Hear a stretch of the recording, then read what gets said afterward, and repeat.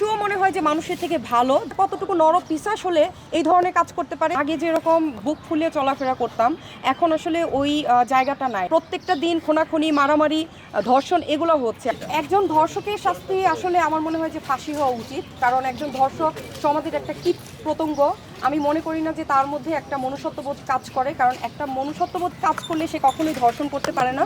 আর শিশু ধর্ষণ, এটা তো আসলে মানে পশুও মনে হয় যে মানুষের থেকে ভালো, যে মানুষটা শিশুকে ধর্ষণ করতে পারে। একটা শিশু, সে নারী, সে যে একটা নারী, সেই অবস্থাতেই তো সে থাকে না। একটা শিশুকে কি করে একটা মানুষ ধর্ষণ করে? বুক কাঁপে না মানুষের?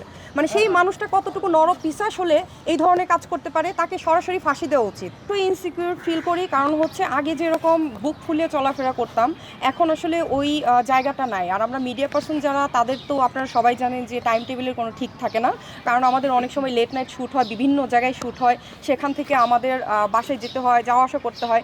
সো ওই জায়গা থেকে একেবারেই হচ্ছে ইনসিকিউর ফিল করি। আর এখন বাসা থেকে বের হতে আতঙ্ক লাগে।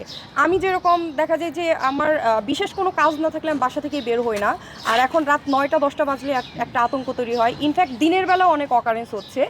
ধর্ষণ সেটা তো চলছে, ইনফ্যাক্ট হচ্ছে বিভিন্ন ছিনতাই, মারামারি, ডাকাতি, এগুলো তো অহরহ। আমরা ঘুম থেকে উঠেই দেখি যে প্রত্যেকটা দিন খুনাখুনি, মারামারি, ধর্ষণ এগুলো হচ্ছে। আসলে এই জায়গা থেকে আমরা কবে হচ্ছে নিস্তার পাবো জানি না, কারণ দিনকে দিন এই জিনিসগুলো বেড়েই যাচ্ছে।